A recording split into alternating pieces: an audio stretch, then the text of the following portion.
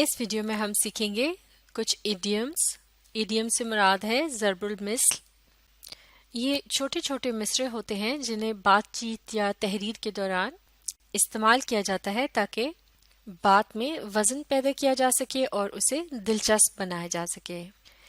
Idioms میں استعمال کیے جانے والے جو الفاظ ہیں ان کا جو ظاہری مطلب ہوتا ہے وہ ان کے اصل مطلب سے ذرا مختلف ہوتا ہے. لہٰذا ایڈیمز کو جملوں میں استعمال کرنے کے لیے ان کے اصل مطلب کو جاننا بہت ضروری ہے. تو چلیے اب معنی اور جملوں کی مدد سے کچھ اہم ایڈیمز کو مل کر سیکھتے ہیں. ایڈیم نمبر 1 آپ بھی میرے ساتھ مل کر پڑھیے. Once in a blue moon, meaning something that happens very rarely, یعنی وہ بات یا عمل جو کبھی کبھار دیکھنے میں آتا ہے. Sentence: Once in a blue moon, some monkeys can be seen in this area. یعنی کبھی کبھار اس علاقے میں کچھ بندر بھی دکھائی دیتے ہیں. Idiom number 2 beating around the bush, meaning avoiding the main topic. یعنی اہم موضوع سے ہٹ کر بات کرنا یا پھر ادھر ادھر کی باتیں کرنا. Sentence: The student was beating around the bush when he was asked to answer the question because he did not know the right answer.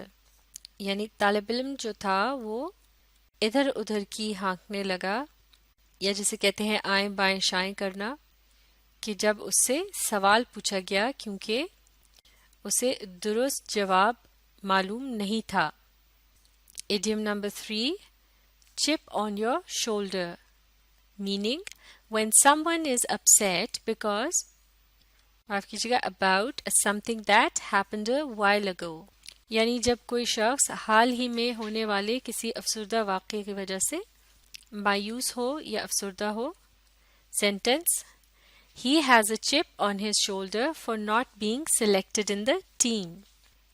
یعنی ٹیم میں شامل نہ کیے جانے کی وجہ سے وہ افسردہ تھا. معاف کیجیے گا وہ افسردہ ہے. He has a chip on his shoulder یعنی وہ افسردہ ہے. Idiom number 4 cry over spilt milk, meaning complaining about a loss or failure. یعنی کسی نقصان یا ناکامی پر واویلا کرنا، رونا دھونا یا پھر گلا شکوہ کرنا. Sentence: He realized that there was no use crying over spilt milk and decided not to repeat the same mistake. یعنی اس کو اس بات کا احساس ہو گیا کہ خام خواہ پچھتانے سے کوئی فائدہ نہیں اور اس نے فیصلہ کیا کہ وہ ایک بار کی ہوئی غلطی کو دوبارہ نہیں دہرائے گا. Idiom number 5 spill the beans, meaning to disclose a secret. یعنی راز افشا کر دینا یا پھر بھانڈا پھوڑ دینا. Sentence: My brother spilled the beans about the surprise party that we had planned for our parents. یعنی ہم جو چپکے سے تیاری کر رہے تھے اپنے والدین کو ایک پارٹی دینے کی تو میرے بھائی نے اس کا بھانڈا پھوڑ دیا یعنی وقت سے پہلے انہیں اس بات کے متعلق بتا دیا. Idiom number 6 piece of cake, meaning something that is easy to understand or do. یعنی کوئی بات آسانی سے سمجھ آ جانا یا کوئی ایسا کام جسے آسانی سے کیا جا سکے. Sentence: I thought that the exam would be tough, but it turned out to be a piece of cake. یعنی میں سوچ رہا تھا کہ امتحان مشکل ہوگا لیکن وہ تو بہت ہی آسان نکلا. Idiom number 7 blessing in disguise, meaning something good and useful that did not initially seem that way. یعنی بظاہر ہونے والا کوئی برا واقعہ یا عمل لیکن بعد میں جس کا نتیجہ اچھا نکلے. Sentence: Missing his train was a blessing in disguise because he had forgotten to take some important documents with him.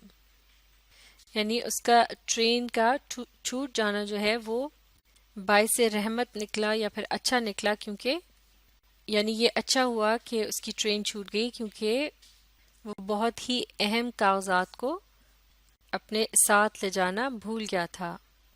Idiom number 8 come hell or high water, meaning possible obstacles in your path will not stop you. یعنی مشکلات کے آگے ڈٹ جانا اور یہ طے کر لینا کہ کچھ بھی ہو تو آپ اس کام کو کرنے سے نہیں رکیں گے.